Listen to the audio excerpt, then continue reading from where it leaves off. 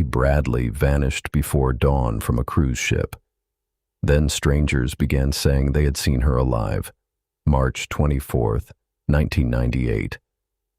Rhapsody of the Seas sailed through the Caribbean with Amy and her family aboard. She was 23, traveling with her parents and brother. The night began as an ordinary family vacation. Later, Amy spent time near the ship's band. Her brother recalled seeing her with a musician. Her family returned to their cabin. Amy came back later. The clock was moving toward dawn. Around 5:30 a.m., Amy's father woke briefly. He believed she was asleep on the cabin balcony. Look at that gap with him. A family asleep, a ship at sea, and no confirmed witness after dawn. Amy's shoes were in the cabin. So were her identification, money, and personal belongings. Did she go overboard? Or did she leave that cabin by another route? The record cannot answer.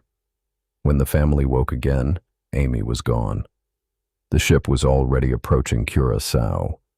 Her family says they pressed for an immediate search. The ship's response, they believed, came too slowly. At sea, distance is evidence too. Every mile traveled widened the field where Amy might have disappeared. Ask yourself, if Amy went outside alone, what drew her there before sunrise, and why leave everything behind? A cruise ship is a floating city, decks, stairwells, staff corridors, blind corners, and thousands of moving strangers. Investigators questioned people connected to Amy's final evening, including members of the ship's band. No charge followed. That matters. A troubling detail can point somewhere, but it cannot become a conclusion without evidence. In 1998, cruise ship surveillance was limited. Cameras did not provide the complete trail investigators wanted. Witness memory can preserve a moment or distort it.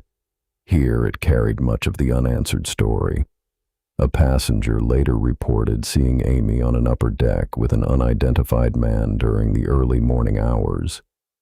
The report was significant, but not conclusive. It was recalled later, under the pressure of a public disappearance. A photograph taken on the ship's deck showed a woman who appeared to resemble Amy in the background. Look closely with him. The figure is distant, blurred, and partial. Resemblance is not identification. Amy's family refused to let the uncertainty become an ending. They kept collecting reports, names, and fragments. The reports did not all point backward to the ship. Some pointed outward, toward Caribbean islands in later years. A Canadian tourist said he saw a woman resembling Amy in Curaçao, beside men who seemed to control her. He reported that the woman said her name was Amy and asked for help. The claim was never confirmed. Could a stranger have recognized Amy correctly? Could Amy have been there? Both questions remain unanswered. In 2005, a U.S. Navy veteran said a woman in Barbados approached him, saying she needed help. He said she identified herself as Amy Bradley and said she was being held against her will. Authorities could not verify it. That is the cruelty of this case. Each possible confirmation arrived without the evidence needed to act on it.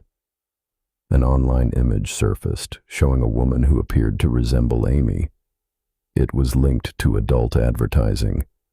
For Amy's family, the resemblance was agonizing, but no public confirmation established that the woman was Amy. Her family has long feared abduction and trafficking. It is a theory shaped by sightings, not a proven answer.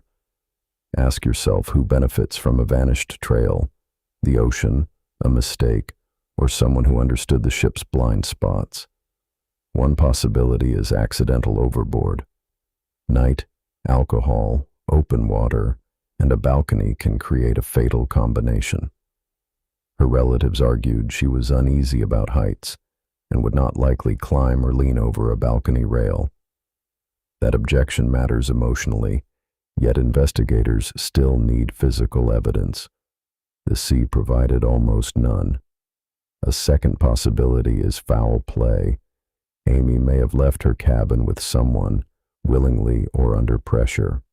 If she was taken from the ship, how did no definitive witness, camera image, or physical trace settle it? Rhapsody of the Seas docked in Curacao that morning. Could Amy have left the vessel there? No proof says she did. Passenger records could indicate whether someone officially disembarked. They cannot explain every unnoticed movement in a chaotic morning. A gap in the record invites imagination. The investigator's task is to resist filling it with certainty. Some reported sightings focused on Amy's distinctive tattoos. It was a detail strangers could use to support recognition.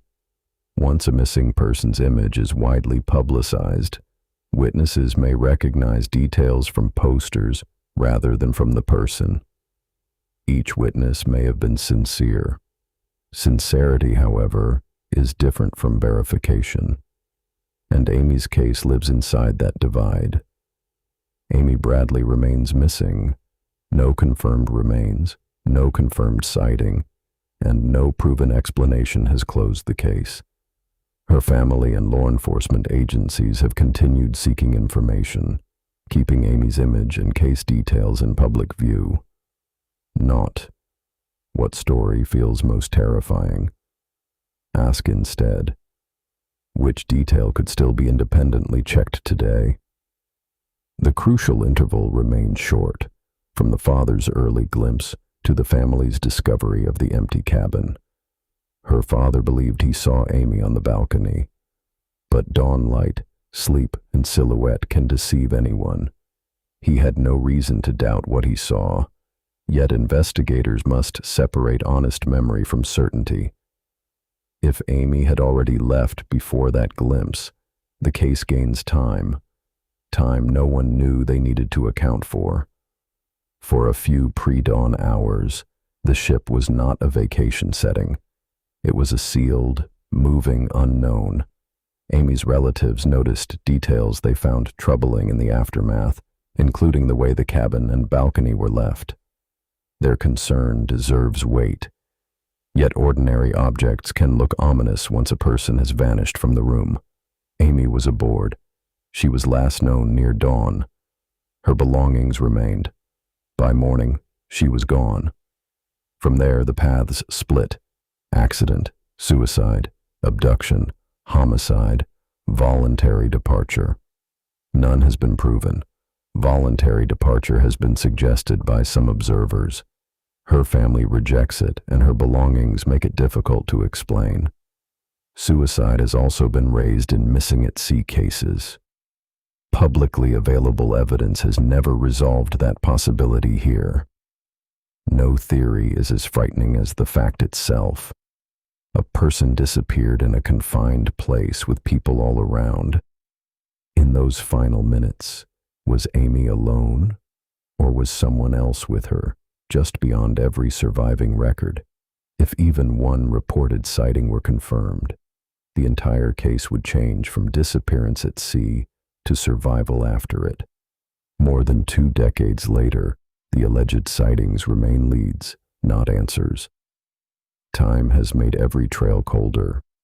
Cases like this can turn on one delayed memory: a name, a conversation, a photograph, a detail someone once dismissed. For her family, Amy is not a theory board or a famous mystery. She is a daughter and sister still absent. The responsible conclusion is not a dramatic accusation. It is a disciplined admission. The evidence does not yet tell us. Before dawn, Amy is in or near cabin 8564. After dawn, she is nowhere the family can find. The balcony, the corridor, the stairwell, the dock, each route is possible. None is established. Every route depends on the same missing thing: a reliable account of Amy's final movement after that early glimpse. Amy Bradley did not vanish because there are no theories. She vanished because none of them can be proved. Look at the timeline one last time. Which weighs more to you, the sea the ship, or the sightings afterward. If one detail stands out to you, leave it below. Void narratives will follow the next case where the record goes silent.